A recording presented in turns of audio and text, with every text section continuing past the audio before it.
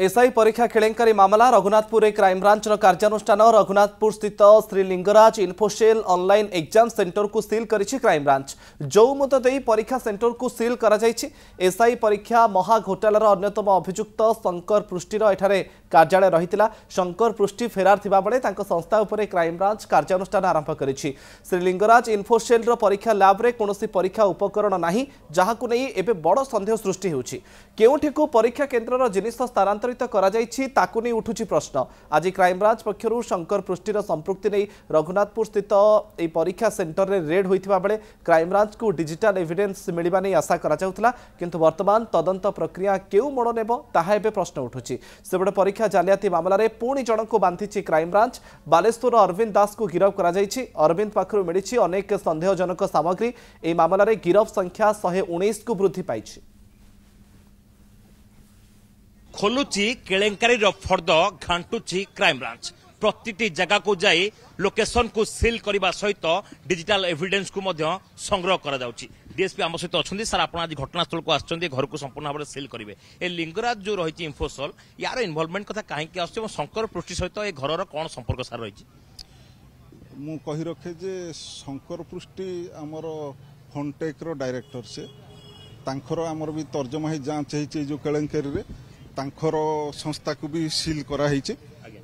शंकर पृष्टि जेहेतु एठिकी आसुथिले आउ एठी इन्वॉल्वमेंट रे सब रहुथिले, तेणुकरी सी तांकर एठी भी किछि थिबो तांक केलेंकारी फर्दर सेटा को आमे फर्दर अनर्थ करिया पे आसीचु। सेठी आमे खोला हला पर देखिबी आ भितर कोन अछि, डिजिटल एविडेंस कोन अछि, अन्य कोन अछि, इवन भी डॉक्यूमेंटरी एविडेंस कोन अछि, से सबुडा को मु देखिबी किंबा कौन अच्छे खोलला पर जांच करी तापर फर्दर फॉलोअप स्टेप नेबी। या भितर सर आप एक्जाक्टली कौन जाना चाहूँ कहीं जो बर्तमान आपण गिरफ्तार संख्या 118 छुईलानी, 114 थिले परीक्षार्थी आशा एसआई।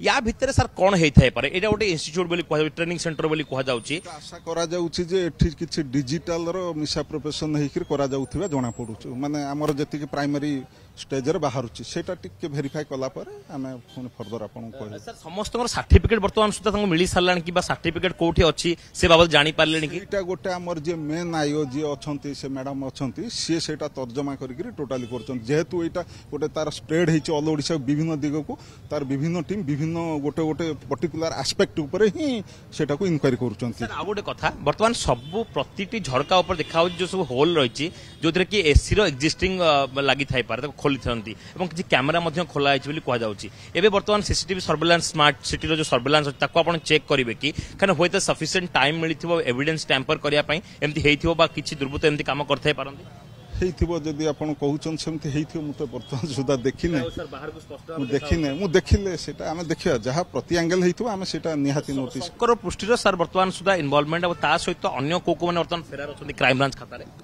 शंकर पृष्टिंकर आछन तांखर जे रिलेटेड से अंडर स्कैनर हमर तर्जमा चलछि जे थिबे से तो स्कैनर को आसीबे निहाती आसीबे। सर पुलिस एक्स पुलिस माने एक्स डीजी संपर्क एसएसबी जवान संपर्क एटी कौन लागू सर यार गोटे ये माने बहुत बड़ माछ आ भितर लुचिक रही जहाँ पर्यंत बर्तमान क्राइम ब्रांच पहुंची पानी गोटे तो आप भितर गोटे हेइछि माने निश्चय कौन अच्छी से एक्चुअली तदंतटा हेले टिके अग्रसर हेले जना पड़ जिवो क्लियर। सर आपण केते कष्ट करथिले फास्ट सब इन्स्पेक्टर पाइथिला जे डीएसपी आसी पाइलेनी? हमें तो बहुत करथिलु सेटे 92 मसिया रे हम चाकरी करछु। तो सर एबे एबे केवल ए जो मान धरा पड़ले ताहा हबो ना पूर्वरु भी जो माने परीक्षा देकी पास करछन्ती बे रिक्रूटमेंट तांकर हेछि सेमानो भी स्कैनर को आसीबे कि सर जदी जदी आपन को किछि एविडेंस मिला? निहाती क्राइम ब्रांच तो सब जिंस भी ये करबो जदी अतीतर भी कोनोसी हेछि भी बाहरला निहाती एविडेंस आसिले एक्शन जहा होबा कथा हबो। सर एथरे जो अन्य जो व्यक्ति माने परीक्षार्थी सहित गिरफ होइथिले सेमानंकर प्रच्छद पटरे थिबा मुख्य खलनायक माने वर्तमान सुधा खुलम खुला बोलुछंती सेमानंकु केमसा धरा जिवो? निहाती मु जो प्रथम रो कहली आज्ञा गोटे वार्ड रे एटा वर्तमान तो आपण देखिबे क्राइम ब्रांच केस नबा करू 2-3 दिन हेछि ता भीतर विभिन्न प्रकार डिजिटल एविडेंस सब कलेक्शन कराउती।